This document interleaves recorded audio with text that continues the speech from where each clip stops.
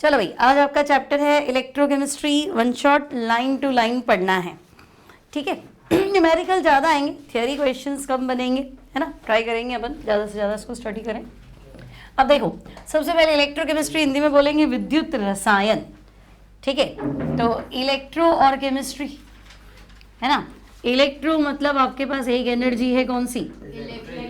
Electrical energy, ठीक है। और केमिस्ट्री मतलब केमिकल एनर्जी। तो हम कहेंगे भाई एक तो हमारे पास है विद्युत ऊर्जा, इलेक्ट्रिकल एनर्जी, दूसरा हमारे पास है केमिकल एनर्जी, रासायनिक ऊर्जा, ठीक है। और हमें ले दे के क्या करना है, इन दोनों के बीच में क्या स्टडी करना है, रिलेशन, ठीक है। तो इलेक्ट्रोकेमिस्ट्री मतलब आपके पास केमिस्ट्री की एक ब्रांच है ना। अगर देखो स्टेट बोर्ड है ना, तो ऐसा सवाल आ सकता है व्हाट इज इलेक्ट्रोकेमिस्ट्री, क्योंकि 2017-18 में आ चुका है what is surface chemistry, what is chemical kinetics. तो ये सवाल बन सकता है, आंसर देना है, ठीक है। तो हम कहेंगे ब्रांच ऑफ केमिस्ट्री, रसायन विज्ञान की शाखा, जिसके अंतर्गत हम इलेक्ट्रिकल एनर्जी और केमिकल एनर्जी के बीच में क्या पढ़ना पसंद करेंगे, रिलेशन, और इन दोनों का इंटर कन्वर्सन।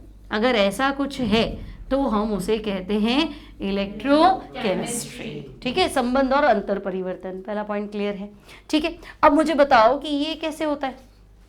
ऐसा अपन कहाँ देखते हैं कि इलेक्ट्रिकल एनर्जी केमिकल में कन्वर्ट हो रही है, सेल में देखते हैं, बैटरी में देखते हैं, इन्वर्टर वगैरह होता है ना। शादियों में जनरेटर चलता है, तो जनरेटर में क्या आपने फ्यूल डाल दिया, आप पेट्रोल डाल दो, केरोसिन डाल दो, और केरोसिन से आपको क्या मिल रही, पूरी इलेक्ट्रिसिटी मिल रही, ठीक है। फिर अपन एक वो 3 इडियट्स देखी थी, उसमें उसे क्या कहा था कि शादियों में जो गाड़ियाँ आ रही है, मान लो लाइट चली गई, जनरेटर नहीं चल रहा, तो आपकी सारी गाड़ियों की बैटरी से मैं क्या करूँगा, एनर्जी ले लूँगा और अपनी शादी तो चला लूँगा, लाइट वहाँ आ जाएगी, है ना। तो वो क्या कर रहा है, एक तरह से एनर्जी को क्या कर रहा है, कन्वर्ट ही तो कर रहा है।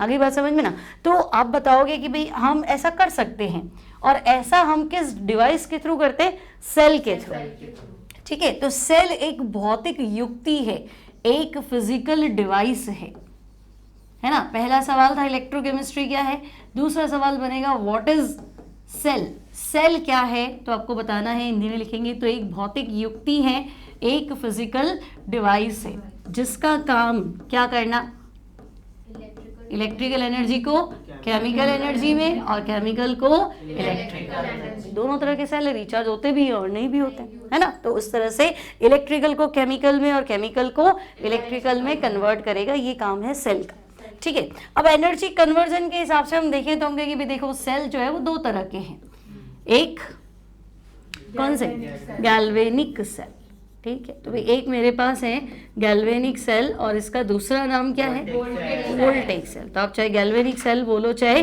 वोल्टेक सेल बोलो। उदाहरण क्या है इसका, जो अपने सिलेबस में है डेनियल सेल, हमें इसके अंदर पढ़ना है डेनियल सेल, ठीक है। और दूसरा क्या है, इलेक्ट्रोलाइटिक सेल, विद्युत अपघटनी, है ना, इलेक्ट्रोलाइसिस होना। इलेक्ट्रोलाइटिक सेल का मतलब इसके अंदर क्या हो रहा है, इलेक्ट्रोलाइसिस हो रहा है, विद्युत अपघटन की प्रक्रिया हो रही है। इलेक्ट्रोलिसिस कैसे होता है, कैथोड हम लगाएंगे, एनोड हम लगाएंगे, सॉल्यूशन हम भरेंगे, करंट हम पास करेंगे और उसके अंदर केमिकल रिएक्शंस होंगी, है ना। तो इलेक्ट्रोलाइटिक सेल में कौन सी प्रक्रिया होती है, तो हम कहेंगे इलेक्ट्रोलिसिस, है ना। विद्युत अपघटन की प्रक्रिया होती है, इलेक्ट्रोलिसिस का प्रोसेस होता है, ठीक है। और इलेक्ट्रोलिसिस में होगा क्या, तो हम कहेंगे इलेक्ट्रिकल एनर्जी हम देंगे और ये केमिकल रिएक्शंस प्रोसीड करेगा, यानी इलेक्ट्रिकल एनर्जी को किसमें कन्वर्ट करता है, केमिकल एनर्जी। तो मैंने तुम्हें कहा था कि आजकल गोल्ड प्लेटिंग बहुत होती है, गोल्ड प्लेटेड, है ना, सोने का पानी चढ़ा हुआ है, तो सस्ती भी पड़ती है ज्वेलरी, और आपका काम भी हो गया, चमकती है लाइफ टाइम, सरफेस ही तो है उसकी, जंग भी नहीं लगेगा, और लाइफ टाइम आपका जो है एक तरह से क्या बोलते हैं, सिक्योर है, चोरी भी हो जाए तो भी टेंशन नहीं। तो गोल्ड प्लेटिंग मतलब सोने का बिल्कुल पानी बना दो, गोल बना दो, अब उसको कोट करना है एक मेटल के ऊपर, उसके क्या करना है, उसकी कवरिंग चढ़ानी है। तो ये प्रोसेस क्या है, इलेक्ट्रोलाइसिस है।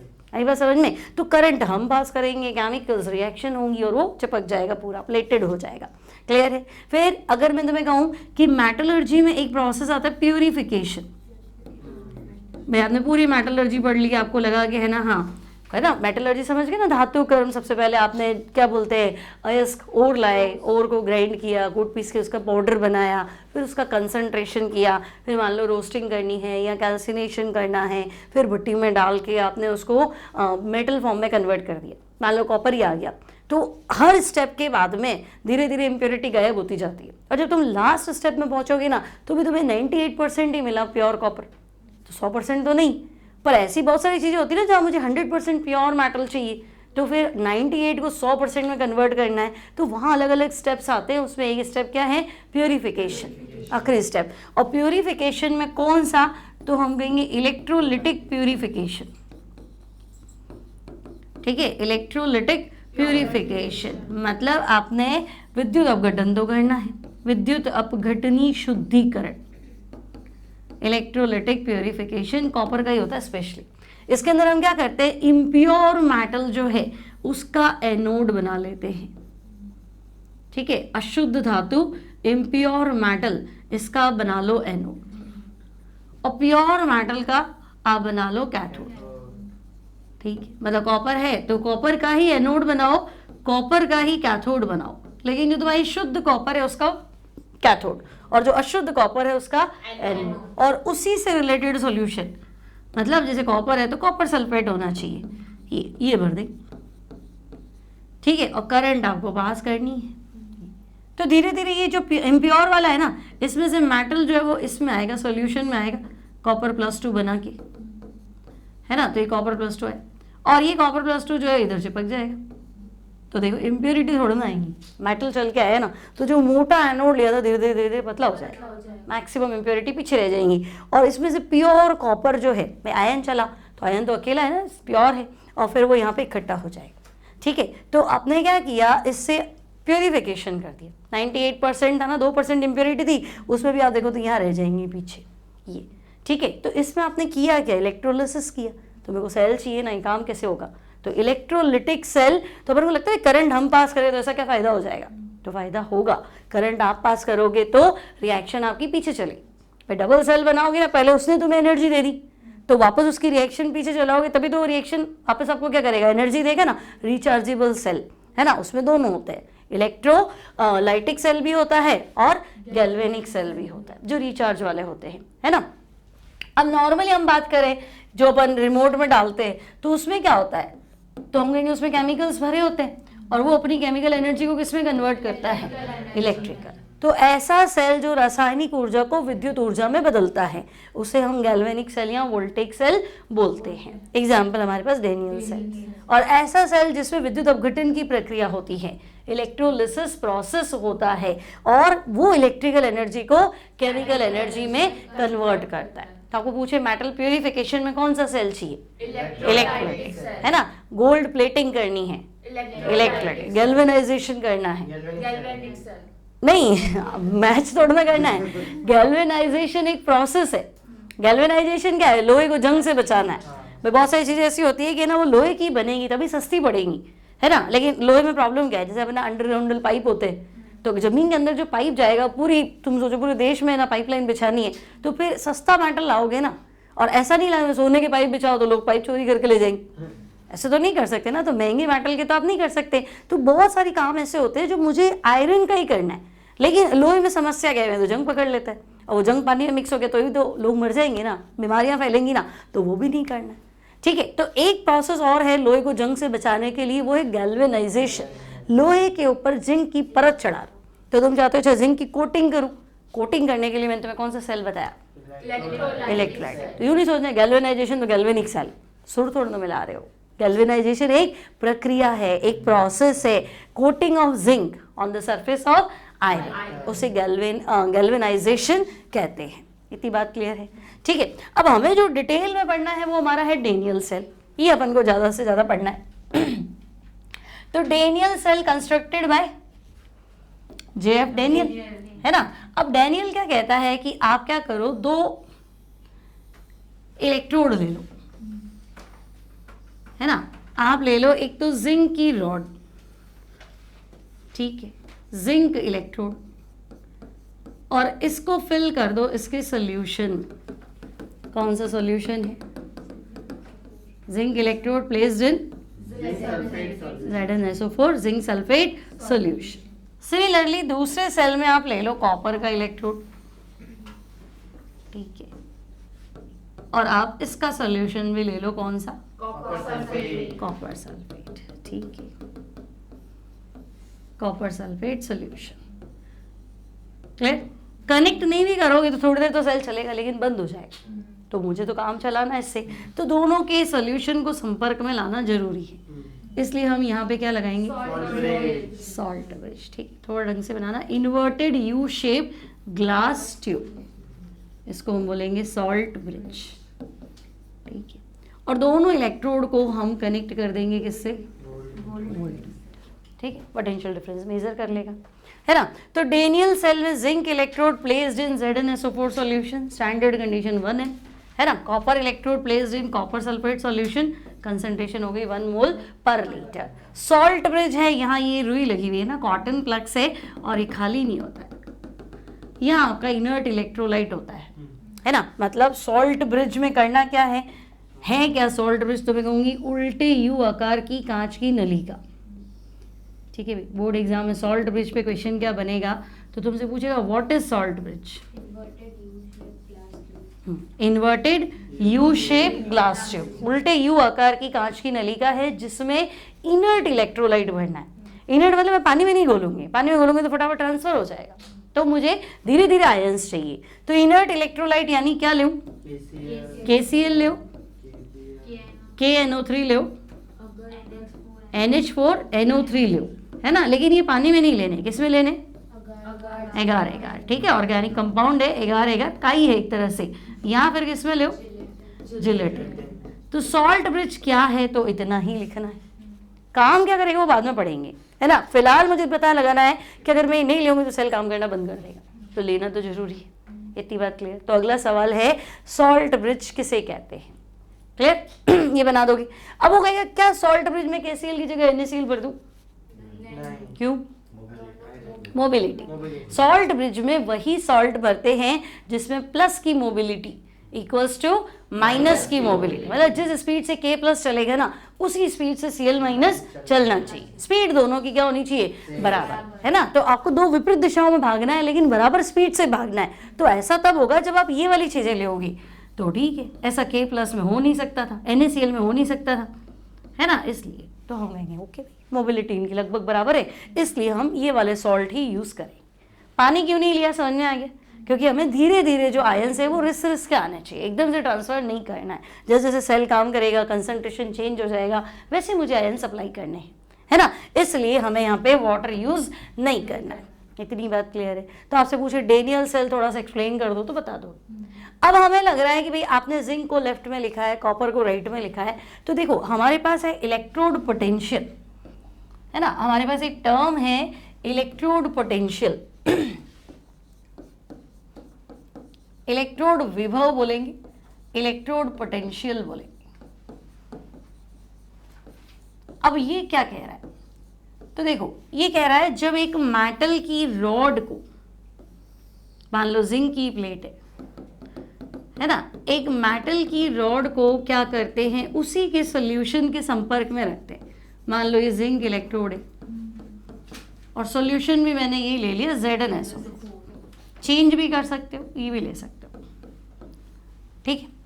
अब कंसंट्रेशन स्टैंडर्ड ताकि सबका रिजल्ट सेम है, तो हम 1 मोल पर लीटर कंसंट्रेशन ले लेते हैं। अब ये कहना चाह रहा है कि देखो जिंक है ना, जिंक की नेचर है कि भाई ये तो जिंक +2 बनाएगा, तो ये कहेगा कि भाई मैं तो अपने आयन छोड़ के इन आयन्स को यहाँ भेज रहा हूँ, ठीक है, तो ये जिंक +2 बना देगा। तो ये Zn+2 बनाएगा तो इसकी प्लेट पे इलेक्ट्रॉन रह जाएंगे ना, तो बात तो सही। तो हम कह रहे हैं कि भाई प्लेट में तो इलेक्ट्रॉन हो गया माइनस, है ना, और इसके खुद के आयन क्या है? +2। तो चार्ज सेपरेशन है कि नहीं है? आवेश का पृथक्करण, प्लस और माइनस, है ना। तो भाई एक प्लेट आपकी माइनस है, एक प्लेट क्या है? प्लस है, तो पोटेंशियल डिफरेंस आएगा, है ना। इस पोटेंशियल डिफरेंस को हम क्या कहते हैं? इलेक्ट्रोड पोटेंशियल, सिंगल इलेक्ट्रोड का, ठीक है। लेकिन अब ये इसी का ही आएगा, तो मैं इसको यूज कैसे करूं, है ना। मैं ऐसा कुछ करती कि भाई ये इलेक्ट्रॉन पानी में तो जाएंगे नहीं, तो मैं इलेक्ट्रॉन खींच लूं, है ना, अगर मैं ये इलेक्ट्रॉन खींच के तार लगा दूं और कहीं और पहुंचा दूं, ठीक है ना, तो इलेक्ट्रॉन बाहर सर्किट में चलेंगे तभी तो करंट आएगा।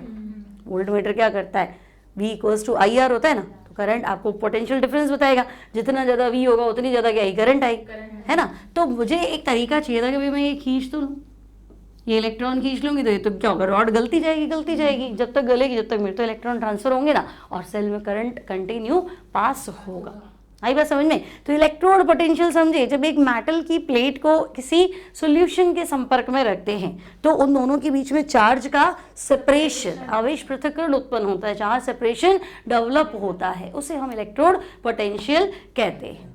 अब हुआ क्या कि यहाँ तो मैं देख रही हूँ कि जिंक जो है वो सॉल्यूशन में जा रहा है यानी जिंक जो है वो Zn+2 में कन्वर्ट हो रहा है, यानी यहाँ पे तो मैंने देखा गया ऑक्सीडेशन हो गया, ठीक है। और कंडीशन अगर मैं स्टैंडर्ड लगाऊं कि भाई अगर मैं 298 केल्विन पे अपना पूरा एक्सपेरिमेंट कर रही हूँ, है ना, कंसंट्रेशन में ये कर रही हूँ, तो स्टैंडर्ड कंडीशन में जो मुझे डेटा मिलेगा उसे हम स्टैंडर्ड डेटा बोल देंगे। तो फिलहाल ये ऑक्सीडेशन हो रहा है तो मैं कहूँगी ऑक्सीडेशन पोटेंशियल, है ना, और स्टैंडर्ड कंडीशन में हुआ तो स्टैंडर्ड ऑक्सीडेशन पोटेंशियल। लेकिन IUPAC जो है वो SOP को कंसिडर नहीं करती है, IUPAC सबके SRP दे रही है आपको, है ना। IUPAC किसको लेके चलती है, SRP, स्टैंडर्ड रिडक्शन पोटेंशियल, मानक अपचयन विभव। आपके पास कोई भी मेटल है मतलब नहीं है, हम आपको हर मेटल का क्या दे देंगे, SR क्योंकि आम निकालोगे तो टेम्परेचर अलग अलग लोगे, कंसंट्रेशन आपकी 19-20 हुई तो डेटा गलत हो जाएगा, ठीक है ना। तो आपको हर मेटल का SRP गिवन होगा। आई बात समझ में। तो जब भी तुम्हें एग्जाम में क्वेश्चन पूछे भाई इलेक्ट्रोड पोटेंशियल निकालो तो तुम्हें मान के चलना है IUPAC SRP कंसिडर करती है तो मैं SRP ही फाइंड करूंगा, SOP वाली इक्वेशन आपको लिखनी ही नहीं है। इतनी बात क्लियर है, ठीक है। अब मैं कह रही हूँ भाई आपने डेनियल सेल बनाया तो एक तो आपका हो गया एनोड और एक क्या हो गया, कैथोड। अब अपन को लगा कैसे भाई, एनोड कैसे हुआ, कैथोड कैसे हुआ,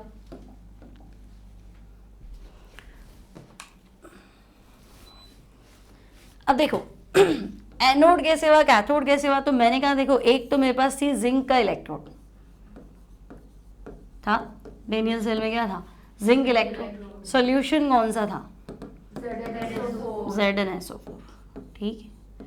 दूसरी साइड आपने कहा नहीं कॉपर का इलेक्ट्रोड और सॉल्यूशन कौन सा था, कॉपर सल्फेट था, ठीक है ना, और बाकी कनेक्शन थे जो थे ही सही।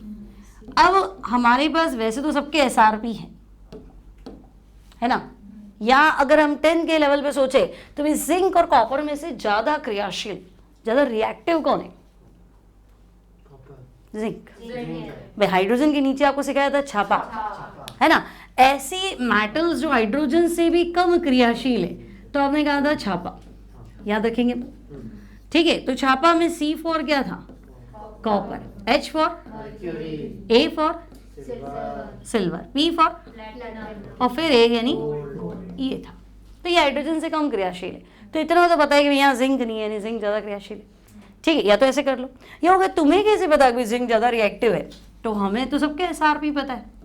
मुझे पता है E0 Zn+2 Zn का वैल्यू जो दे रखा है UPSC ने वो दे रखा है माइनस का 0.76 और E0 कॉपर +2 कॉपर, अभी हमने इलेक्ट्रोड पोटेंशियल पढ़ा ना SRP, है ना, तो ये मुझे दे रखा है कितना 0.3, ठीक है।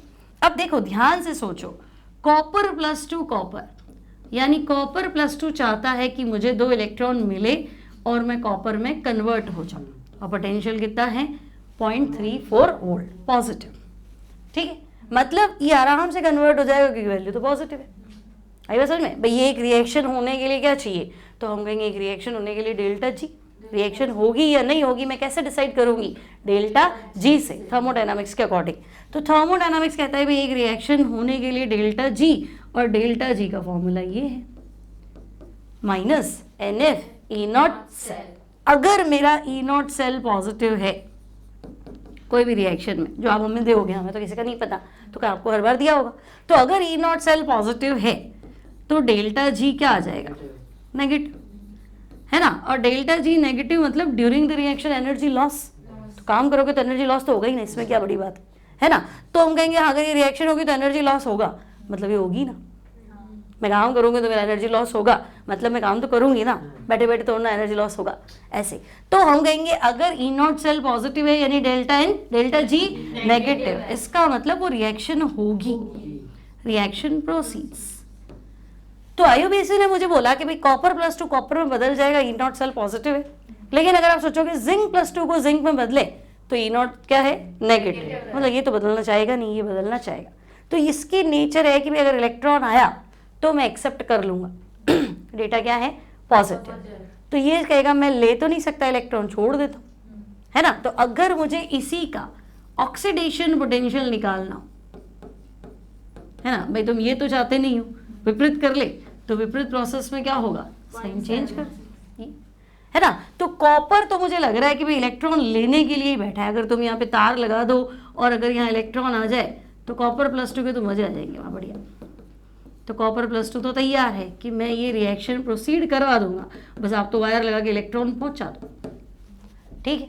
और जिंक की इलेक्ट्रॉन लेने की टेंडेंसी तो नहीं है, वो मुझे दिख गई, तो एक्सेप्ट नहीं करेगा तो छोड़ेगा तो सही, कुछ तो करेगा, है ना। तो ये जिंक क्या कहेगा, भाई मैं तो इलेक्ट्रॉन छोड़ दूंगा, मेरी नीयत तो इलेक्ट्रॉन छोड़ने की है, तो मैं यहाँ बनाऊंगा जिंक +2, है ना। और जो मेरे प्लेट पे इलेक्ट्रॉन आए वो इलेक्ट्रॉन आप वायर के थ्रू क्या करो, बाहर खींच लो, ठीक है ना। अब यहाँ आपने वो सर्किट बना दिया, और अगर मैं यहाँ पे एक बल्ब लगा दूं तो बल्ब जलने लग जाएगा, और तो क्या है, सेल बन गया ना, तो ये बल्ब क्या हो जाएगा, जलने लग जाएगा।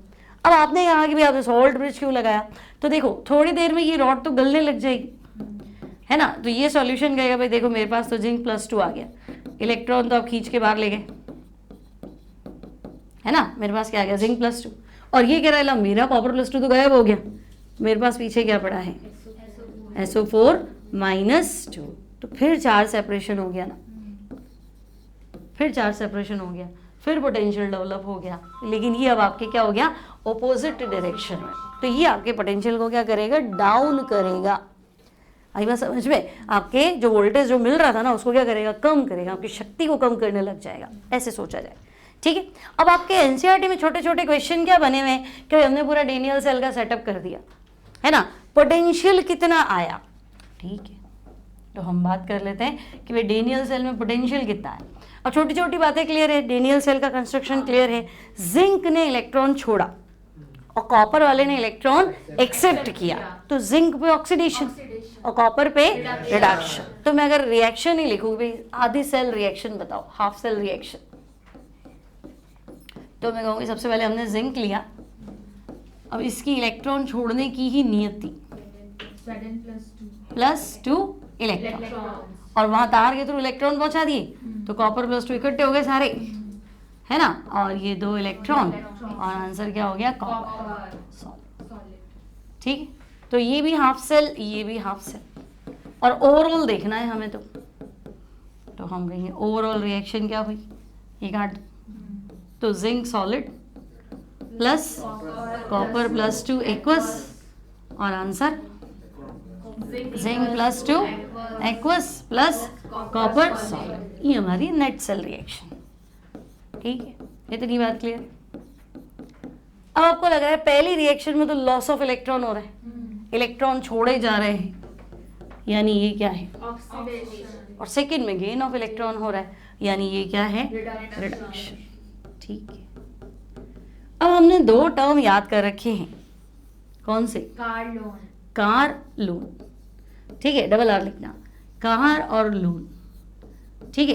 कार में कैथोड, है ना, Ca मतलब कैथोड, R मतलब राइट, और फिर R मतलब रिडक्शन। कैथोड उसको मानेंगे जहां रिडक्शन होता है और उसको राइट में लिखना चाहिए, तो रिडक्शन तो ये रहा, है ना, यानी इस सेल में कॉपर इलेक्ट्रोड जो है वो कैथोड है, ठीक है। और डायग्राम आप राइट में बनाना, ऐसा हमने अपने मन से मान लिया, तो हमने से बनाया पहले जिंक इलेक्ट्रोड फिर कॉपर इलेक्ट्रोड, ठीक है। अब लोन में लेफ्ट में वो इलेक्ट्रोड जहां ऑक्सीडेशन होता है, आप उसे एनोड कंसीडर करेंगे और साइन नेगेटिव, ठीक है। तो आपका गैल्वेनिक सेल है, आपका वोल्टेइक सेल है, इसमें एनोड का साइन क्या है, नेगेटिव। फिजिक्स में उल्टा होता है ना, फिजिक्स में आप एनर्जी ले रहे हो, आपने सेल लगाया और आप कह रहे हो करंट आप पास करो, आप रिएक्शन कराते, हम इलेक्ट्रॉन पास करके और हमारा जो भी एक्सपेरिमेंट है वो कर रहे हैं, ठीक है ना। तो आप करंट पास कर रहे हो तो आपका इलेक्ट्रोलाइटिक सेल है ना, करंट तुम पास कर रहे हो काम करने के लिए, तो वो सेल कौन सा है, इलेक्ट्रोलाइटिक सेल। लेकिन हम तो गैल्वेनिक सेल की बात कर रहे हैं, वोल्टेज सेल की बात कर रहे हैं, तो बात अलग हुई ना, इसलिए ठीक है।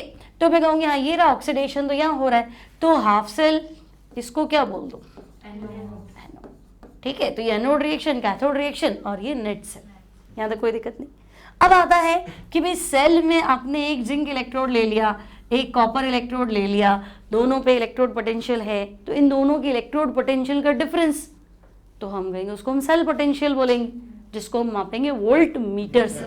आई बात समझ में। फिर एक बार जैसे ही है ना क्या बोलते हैं सेल काम करना स्टार्ट कर देता है, पोटेंशियल ड्रॉप आता है ना भाई, मैक्सिमम एनर्जी शुरू में, बाद में एकदम से क्या होगा, पोटेंशियल ड्रॉप आएगा, गिरेगा।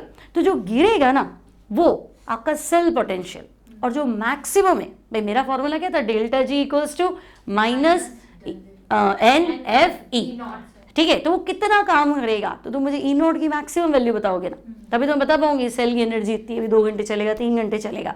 तो जो तुम मुझे स्टार्टिंग पॉइंट पे बताओगी, जब सेल में कोई धारा प्रवाहित नहीं हो रही है या little amount of current flow in the external circuit, तब जो दो इलेक्ट्रोड के बीच का पोटेंशियल डिफरेंस है उसको तुम बोलोगे ईएमएफ ऑफ द सेल। क्या बोलोगे, ईएमएफ ऑफ द सेल। उसको आपको मापना है किससे, ईएमएफ किससे मापते, पोटेंशियोमीटर, है ना, हिंदी में क्या बोलते हैं, विभव मापी।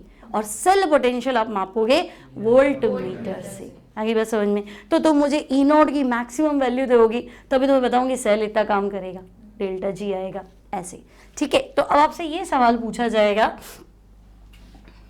कि भाई इन दोनों का डिफरेंस क्या है, ये बता दो। देखो गैल्वेनिक सेल में दोनों इलेक्ट्रोड के बीच का जो पोटेंशियल डिफरेंस है उसको हम क्या बोलेंगे, सेल पोटेंशियल, ठीक है। और इसको मापना किससे, वोल्ट से। वोल्ट में लिखेंगे सेल पोटेंशियल है तो वोल्ट, और मापेंगे किससे, वोल्ट मीटर से।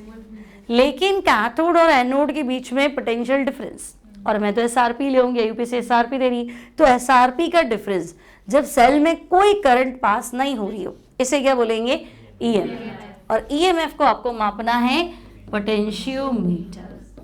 इतनी बात क्लियर है। ये आपका अगला सवाल बनेगा, क्लियर।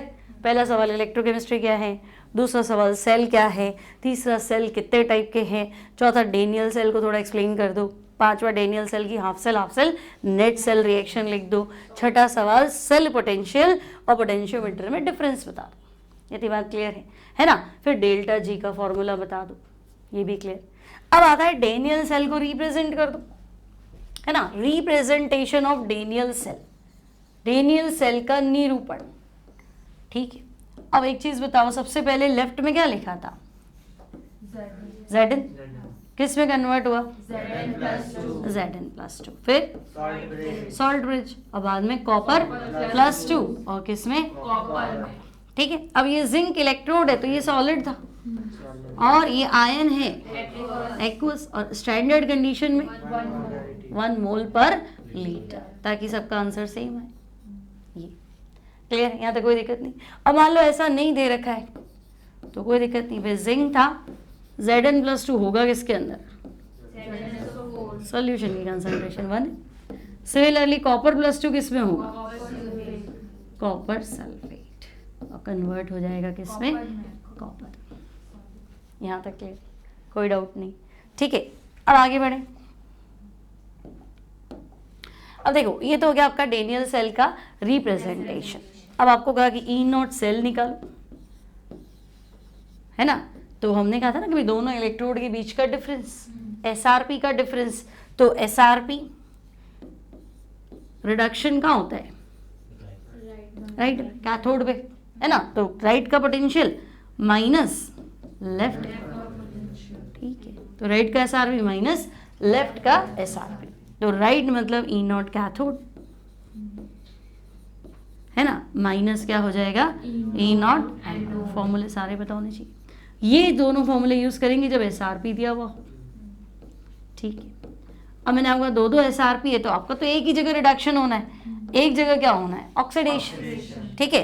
तो देखो अगर मैं यहाँ एसआरपी लिखूं, है ना, और SRP के आगे क्या लगा हुआ माइनस, तो वो SOP हो गया ना, है ना। मैंने तो कहा था ना अगर ये जो वैल्यू दी हुई है इसका साइन बदल दो तो रिएक्शन भी बदल जाएगी, SRP है तो SOP और SOP है तो SRP। तो अगर SRP का नेगेटिव साइन कर दूं तो वो SOP हो जाएगा। तो मैं ऐसा भी तो कह सकती हूँ कि भाई E naught cell equals to E naught SRP plus E naught SOP, ठीक। और E नॉट SRP मतलब रिडक्शन पोटेंशियल और SOP मतलब ऑक्सीडेशन पोटेंशियल। बस इतनी सी बात है, ये आपका E नॉट सेल है, क्लियर है ना। तो आपको कुल मिला के डेनियल सेल में क्या करना है, तो हम कहेंगे डेनियल सेल में पहले E नॉट सेल निकाल देंगे। और हमारे को तो पता ही था ना कि E not Zn plus 2 Zn का वैल्यू डेनियल सेल में कितना है, माइनस का 0.76, और E not copper plus 2 copper ये कितना है 0.34 वोल्ट। आपको कहते हैं डेनियल सेल काम कितना करेगा, मैक्सिमम वर्क डन कैलकुलेट करो बाय डेनियल सेल। तो हम कहेंगे सबसे पहले E नॉट सेल कैलकुलेट कर लो। तो E नॉट सेल मतलब E naught SOP plus E naught SRP, ठीक है।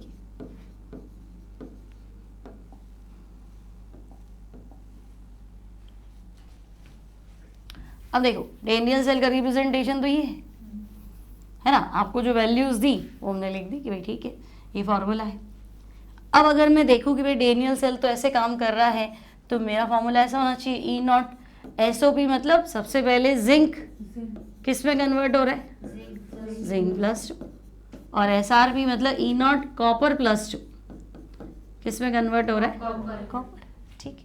अब Zn प्लस 2 वैल्यू साइन ही तो चेंज करना है तो प्लस हो जाएगा, है ना। और कॉपर प्लस 2 कॉपर कितना हो जाएगा 0.34, तो ये आ गया तुम्हारा 1.10 वोल्ट, यहाँ कोई टेंशन नहीं, ठीक है। अब मैं कहूँगी नहीं maximum work done by Daniell cell मतलब डेल्टा जी निकालो, तो डेल्टा जी का फॉर्मूला क्या था minus NF E naught cell. अब डेनियल सेल की इक्वेशन ही बोल रही है 2 इलेक्ट्रॉन ट्रांसफर हो रहे हैं, F होता है फेराडे कांस्टेंट, है ना, और E नॉट सेल की वैल्यू 1.10, ठीक है। अब देखो ये होता है कूलम और ये होता है वोल्ट, तो आंसर आएगा कूलम इंटू वोल्ट, और कूलम इंटू वोल्ट को क्या बोलते हैं जूल। W बराबर QV, Q क्या था कूलम, V क्या था वोल्ट, और W क्या था वर्क डन, क्या होता है जूल ही तो होता है ऐसे, ठीक है। तो ये नहीं सोचना है कि ये जूल कहाँ से आया, यहाँ तक क्लियर है, कोई टेंशन नहीं, ठीक है। अब अगर बुक के हिसाब से चले तो आपको जो नेक्स्ट टॉपिक दिया है वो इन्होंने दिया है हाइड्रोजन इलेक्ट्रोड। हाइड्रोजन इलेक्ट्रोड क्यों, तो ये कह रहे हैं भाई आपने ना सेल बना दिया, आपने कह दिया E not Zn plus 2 Zn इतना है, E not copper plus 2 copper इतना है। सिंगल इलेक्ट्रोड मापने के लिए तो आपके पास कोई मशीन नहीं, आप वोल्टमीटर लाए तो 2 इलेक्ट्रोड के बीच का विभवांतर मापा, पोटेंशियल डिफरेंस, चाहे पोटेंशियोमीटर ले लो तो वो 2 इलेक्ट्रोड मांगेगा और उनका डिफरेंस आपको देगा। तो आपको कैसे पता कि x क्या है और y क्या है, आप तो हर बार x माइनस वाई बोल रहे हो, है ना। तो हम कहेंगे नहीं सिंगल इलेक्ट्रोड पोटेंशियल मापने के लिए कोई तरीका नहीं है।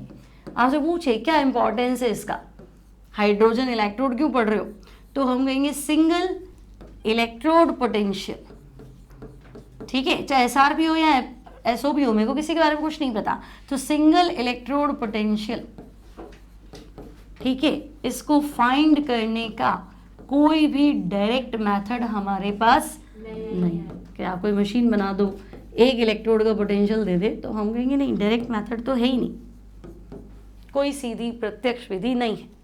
अब क्या करें, तो हम ऐसा करते हैं स्टैंडर्ड में अपने मन से मान लेते हैं भाई इसका पोटेंशियल x मान लो, इसको सबके साथ जोड़ते जाओ, डिफरेंस तो ला ही रहे हो ना ऐसे।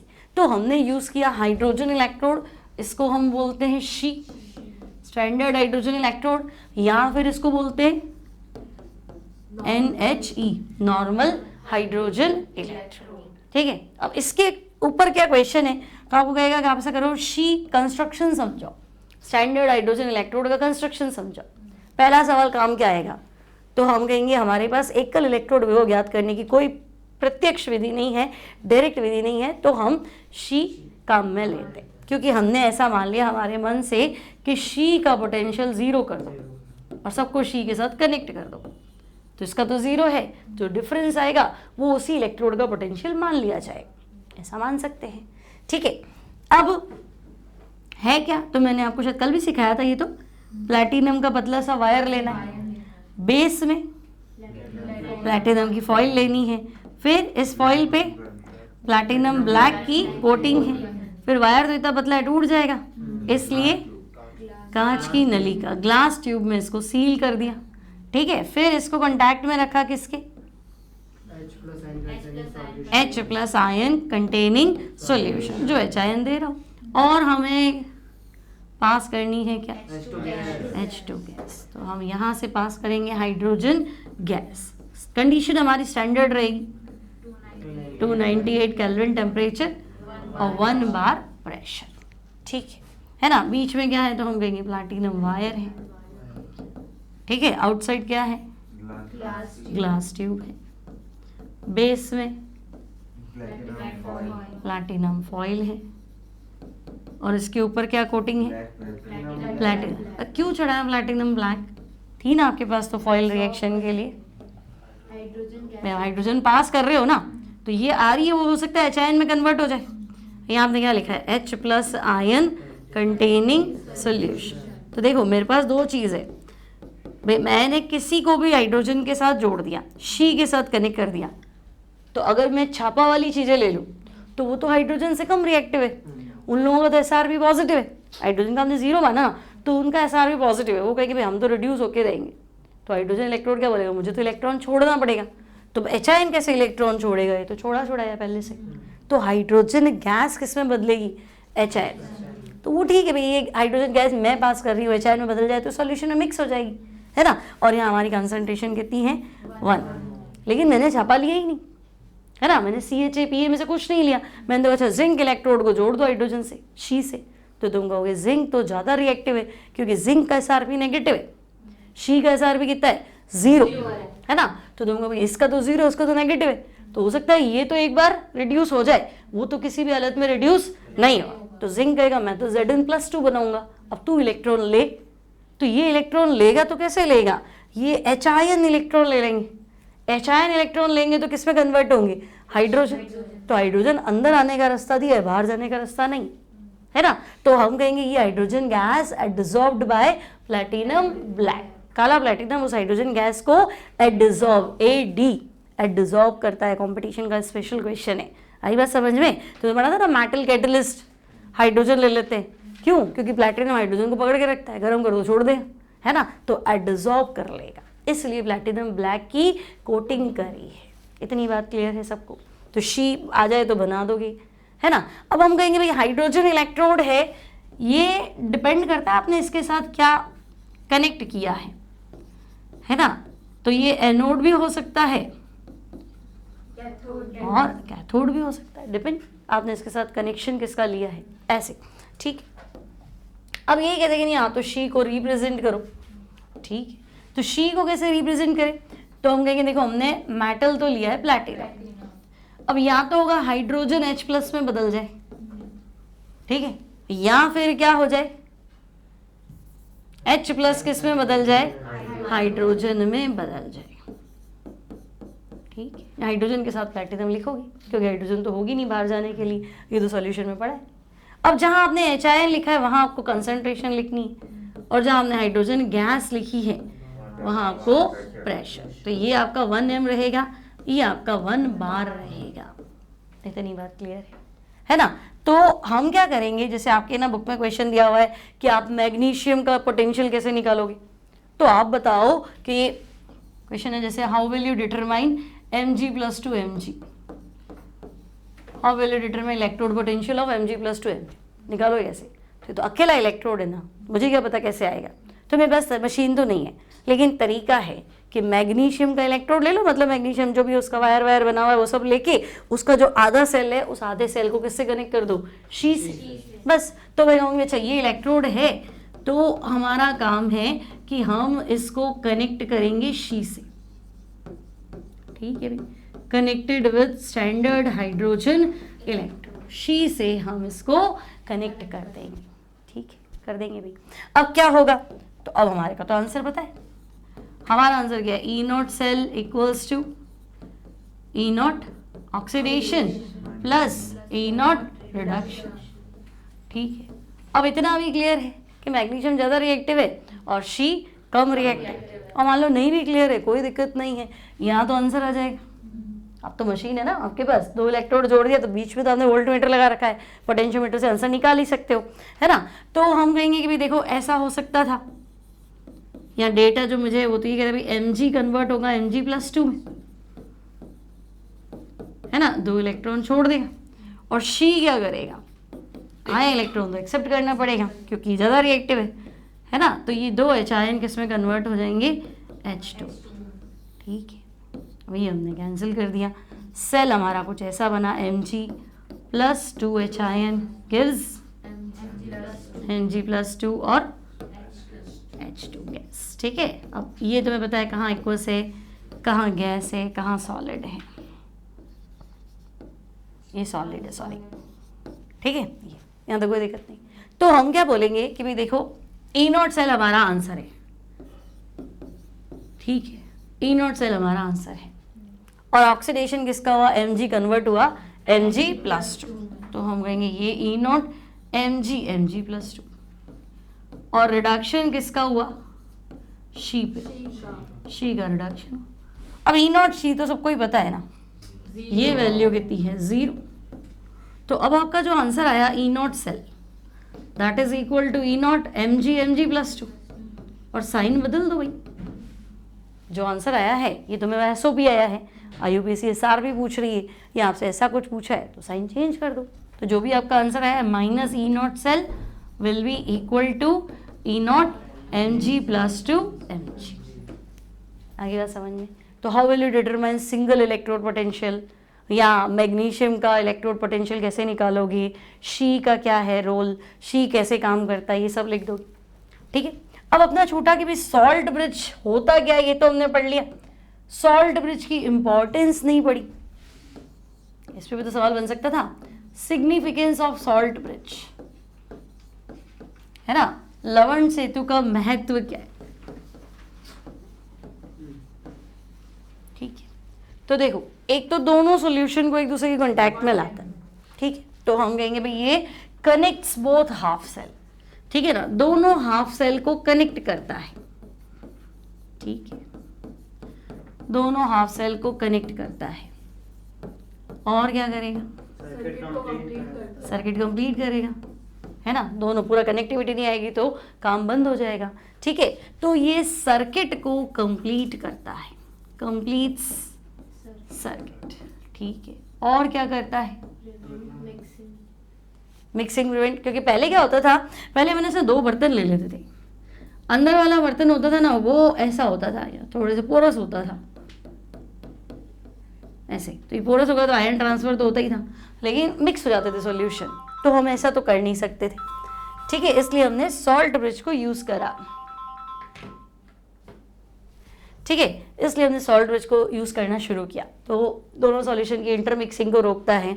अब तुम सोचो कि तुमने कहा था जिंक इलेक्ट्रोड है ना, तो जिंक +2 यहाँ बहुत ज्यादा हो जाएगा, एनोडिक हाफ सेल में क्या पड़ा रह गया, प्लस, और यहाँ तुम्हारी कॉपर रॉड थी और यहाँ इलेक्ट्रॉन आ गए थे तार से, याद है, तो तुमने कहा कॉपर तो यहाँ इकट्ठा हो गया, रॉड तो मोटी हो जाएगी, लेकिन पीछे सॉल्यूशन में क्या पड़ा रह गया, माइनस। तो तुम्हें याद रखना है एनोडिक हाफ सेल में प्लस पड़ा है, सॉल्ट ब्रिज माइनस देगा, और कैथोडिक हाफ सेल में माइनस पड़ा है, सॉल्ट ब्रिज प्लस देगा, क्योंकि ये फंसाने ऐसा पूछ ले तुम एक लाइन तो सीधे लिख सकते हो, मान लो कुछ पूछा ही नहीं तो तुम लिख सकते हो इलेक्ट्रिकल न्यूट्रलिटी मेंटेन करता है। ठीक है, वे दोनों को न्यूट्रल रखेगा, इलेक्ट्रिकल न्यूट्रलिटी मेंटेन करता है, दोनों विलयनों को विद्युत रूप से उदासीन बनाए रखता है। ठीक है, इलेक्ट्रिकल न्यूट्रलिटी विद्युत उदासीनता बनाए रखता है। तो यह आपका थियोरी पार्ट तो खत्म हो गया, लेकिन वो खोद के पूछेगा तो क्या करोगे, समझे मेरा। एनोडिक हाफ सेल को कैसे फायदा पहुंचाता है, तो तुम्हें याद रखना चाहिए एनोडिक मतलब जिंक वाला, तो जिंक तो खुद रॉड गल गई थी तो जिंक +2 आ गया था, तो उसको क्या देगा, माइनस, है ना, तो आपको उसको समझाना है, तो पहले खुद को क्लियर होना चाहिए। तो आप बताओ कि भाई सॉल्ट ब्रिज लेफ्ट वाला क्या था, एनोडिक हाफ सेल था, है ना, तो आप ऐसे याद रखो एनोडिक हाफ सेल को एनायन देगा, नहीं बात समझ में, मैच हो जाएगा ना। एनोडिक हाफ सेल को क्या देगा, एनायन, है ना, एनायन प्रोवाइड करता है, ठीक है। और यही salt bridge cathodic half cell को क्या करेगा, कैथोडिक हाफ सेल को कैटायन प्रोवाइड करता है। इससे ज्यादा नहीं को देखो, क्लियर है ना। चला के फिर पूछा तो फिर अपन को याद होना चाहिए, है ना। और नहीं पूछा तो आप नंबर नहीं गवाओगे, आप सीधा ये लिख दो, दोनों सॉल्यूशन की इलेक्ट्रिकल न्यूट्रलिटी को क्या करता है, मेंटेन, तो टेंशन खत्म। क्लियर है। तो आपका डेनियल सेल क्लियर है सॉल्ट ब्रिज के साथ। सॉल्ट ब्रिज क्या है, यूज क्या है, और सिंगल इलेक्ट्रोड पोटेंशियल वाला कॉन्सेप्ट क्लियर, ठीक है। अब आता है कि भाई तुम तो हर बार है ना 1m लेके बैठे हो। अच्छा एक चीज, हाँ ये एनसीईआरटी में ना स्पेशल पॉइंट है, इसको भी थोड़ा ध्यान से पढ़ना, हालांकि तुम्हें आता है। देखो ये कह रहा है कि H2H+ हाइड्रोजन गैस 1 बार पे है, कन्वर्ट किस में हो रहा है, H+, मतलब ये तो शी है। और कॉपर +2 किस में कन्वर्ट हो रहा है, कॉपर। तो इस सेल का जो पोटेंशियल आ रहा है, मशीन से जो मेजरमेंट आ रहा है वो कितना आ रहा है, 0.34। इसका मतलब कि भाई कॉपर की तो इलेक्ट्रॉन लेने की प्रवृत्ति ज्यादा दिख रही है। आंसर पॉजिटिव है ना, मतलब ये रिएक्शन हो रही है। तो ये रिएक्शन देख के तो ऐसा लग रहा है हाइड्रोजन इलेक्ट्रॉन खो रहा है और कॉपर इलेक्ट्रॉन गेन कर रहा है ना। तो ये कह रहा है कि जब हाइड्रोजन गैस फॉर्म में है और किस में कन्वर्ट होगा, H-आयन, तो वो कॉपर क्या कहता है, भले H-आयन बन जाओ, मेरे को तो कॉपर +2 में रहना ही नहीं, मुझे किस स्टेट में रहना है, कॉपर, है ना।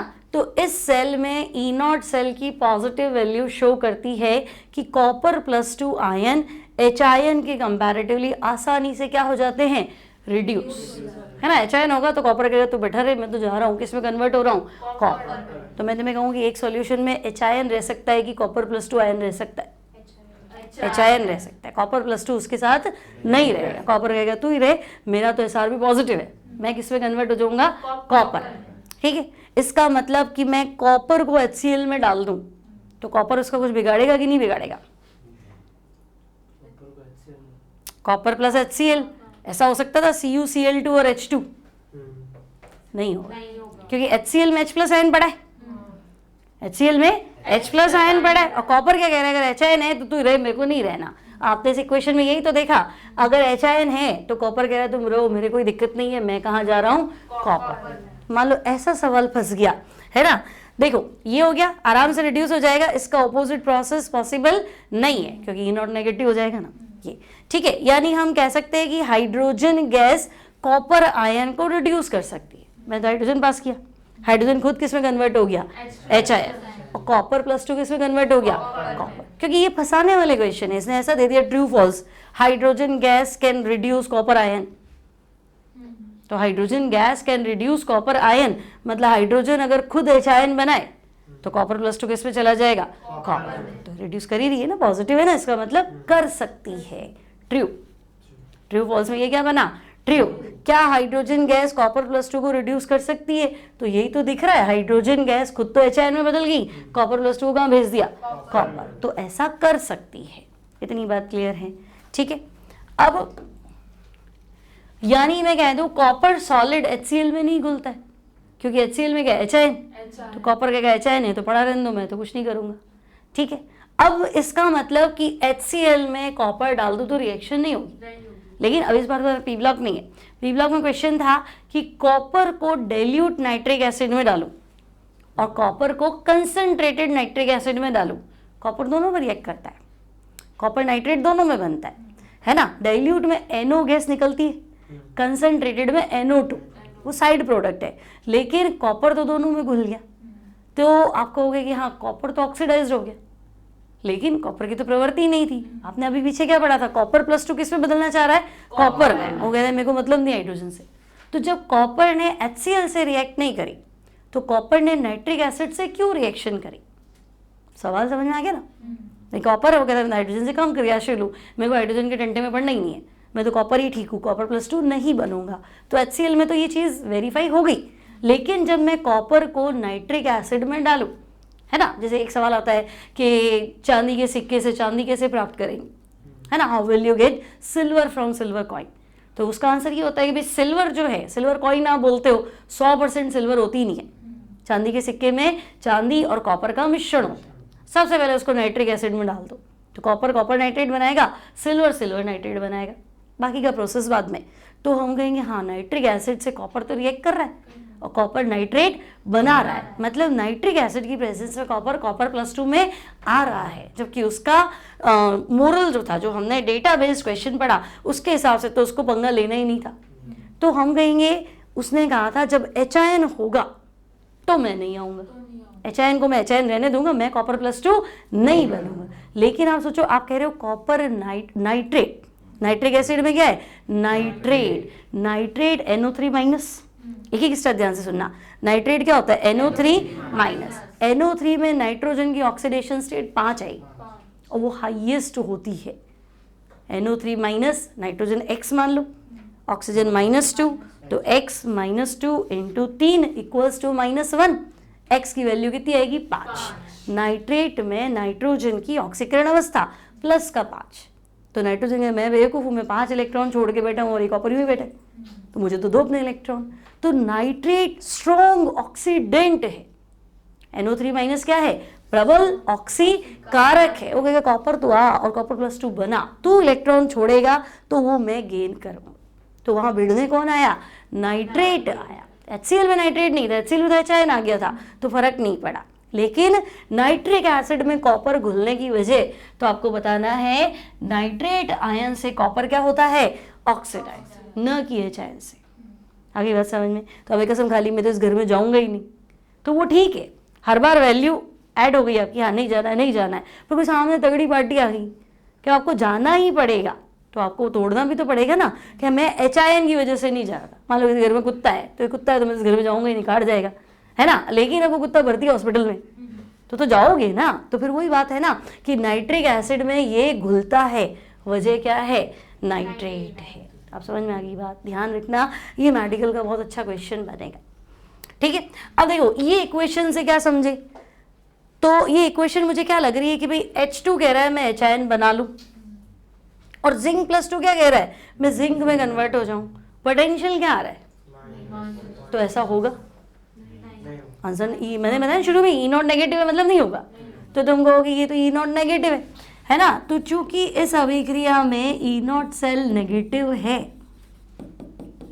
ना, नेगेटिव है, इसका मतलब हाइड्रोजन गैस जिंक +2 को रिड्यूस नहीं कर सकती। डेटा तो ये कह रहा है हाइड्रोजन खुद तो ऑक्सीडाइज हो जाए और जिंक +2 क्या हो जाए रिड्यूस हो जाए, ऐसा कहाँ हो रहा है, वैल्यू तो नेगेटिव है।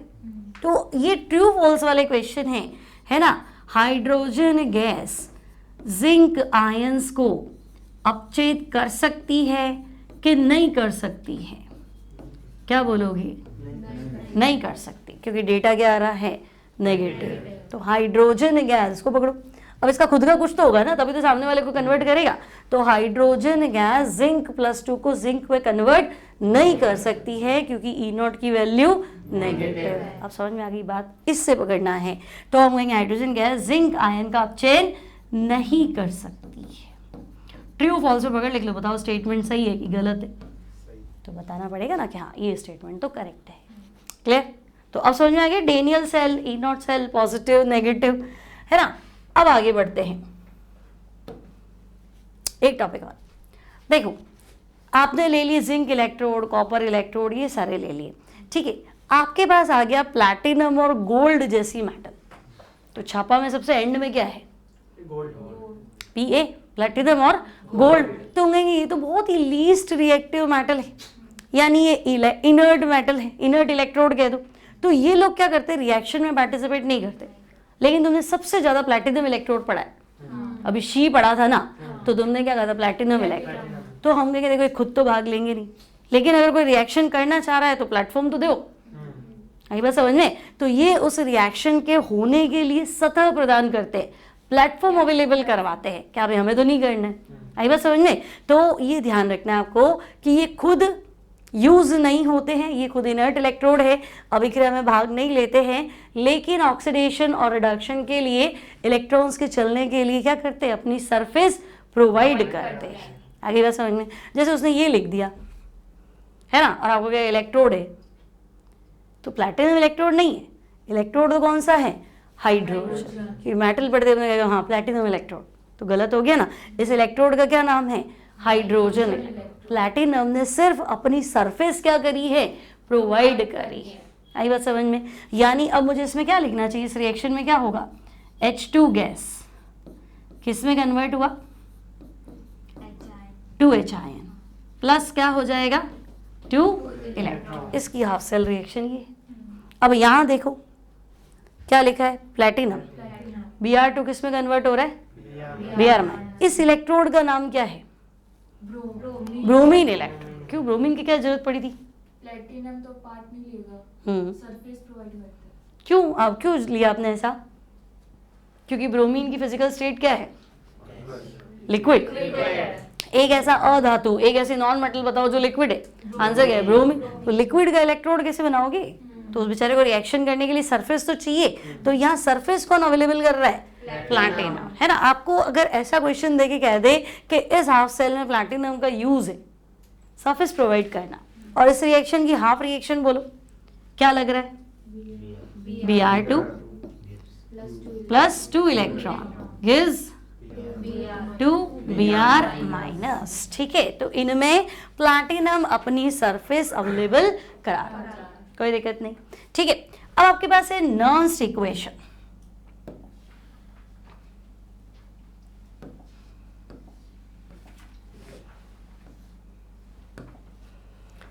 देखो नर्न्स्ट इक्वेशन, अभी तक हमने है ना सारी बातें करी थी स्टैंडर्ड कंडीशन में कि आप शी ले लो तो आपको गैस का प्रेशर 1 बार रखना है, कंसंट्रेशन कितनी रखनी है, 1 मोल पर लीटर। अब क्या पता कंसंट्रेशन बड़े बड़े कम ज़्यादा हो गई तो पोटेंशियल चेंज होगा कि नहीं होगा, कि वही आएगा, सेल उतना ही काम करेगा जैसे पहले कर रहा था,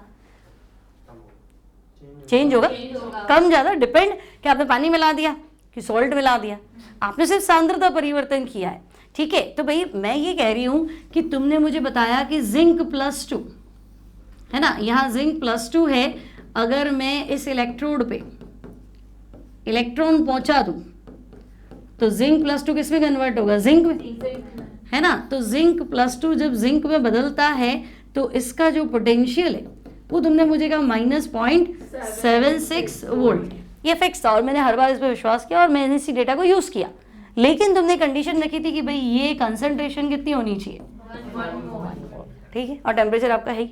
ठीक है, अब मैं कहूँ कि नहीं ये तो बदल गई, ये 1 की जगह 0.1 हो गई, तो क्या ये डेटा रहेगा कि चेंज होगा, चेंज होगा। आपको बताना है सिंगल इलेक्ट्रोड पोटेंशियल और सॉल्यूशन की सांद्रता के बीच में रिलेशन। सबसे पहला सवाल व्हाट इज द सिग्निफिकेंस, भाई इसको पढ़ क्यों रहे हो, यूज क्या है, तो आपको बताना है it gives relation between single electrode potential, एकल इलेक्ट्रोड विभव, and concentration of ions present in solution.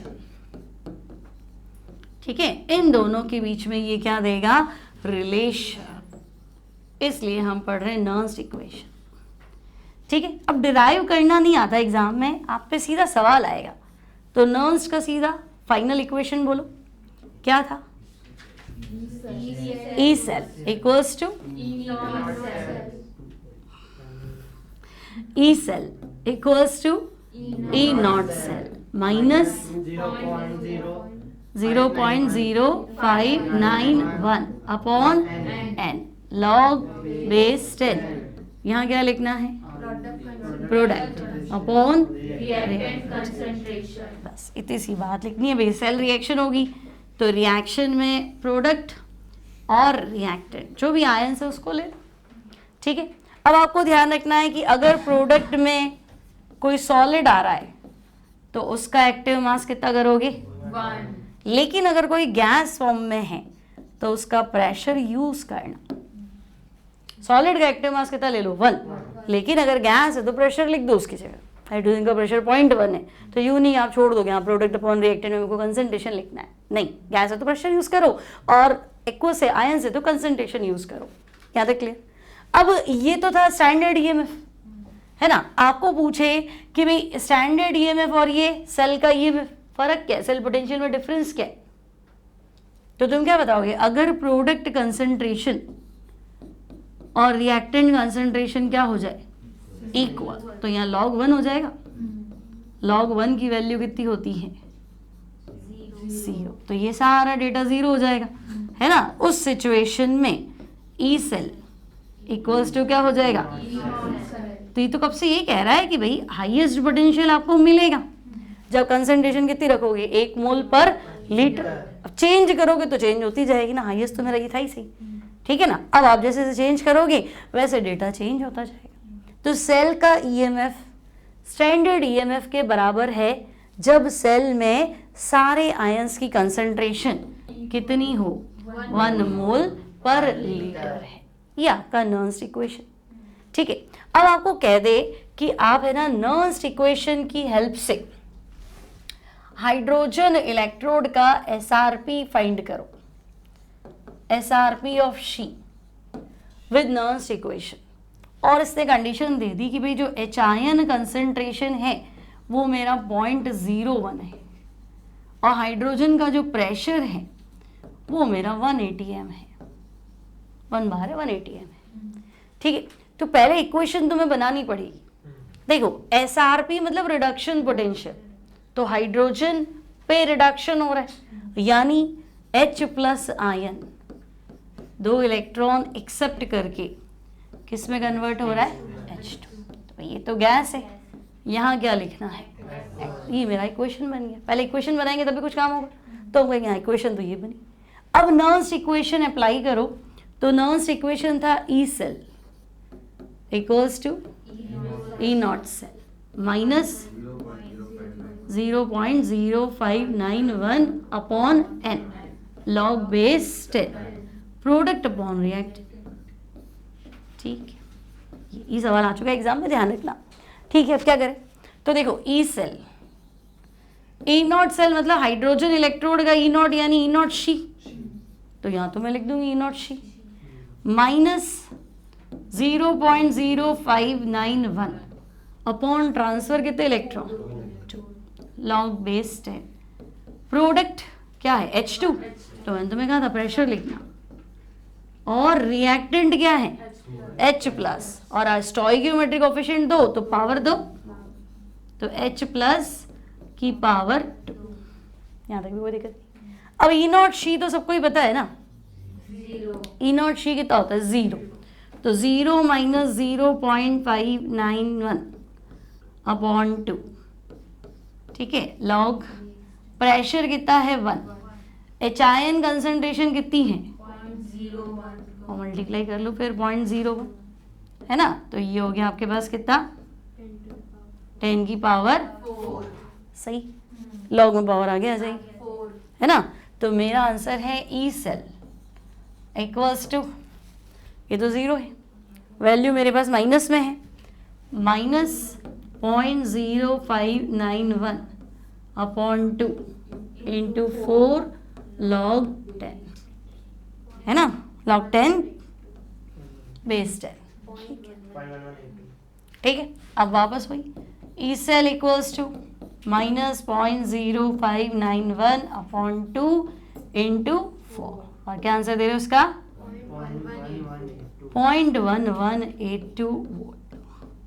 तो अगर हाइड्रोजन इलेक्ट्रोड में एच आयन कंसंट्रेशन कम कर दी जाए, मैंने तो 1 की 0.01 कर दी ना, कितनी कम कर दी 100 गुना, 0.01 मतलब 1/100, आपने 1 बोला था, हमने कितनी रखी है 1/100, तो पोटेंशियल कम हो जाएगा कि बढ़ेगा, कम। आपका आंसर 0 था, अब क्या आ रहा है कम हो जाएगा, कितने से कम होगा 0.1182 से क्या हो जाएगा कम।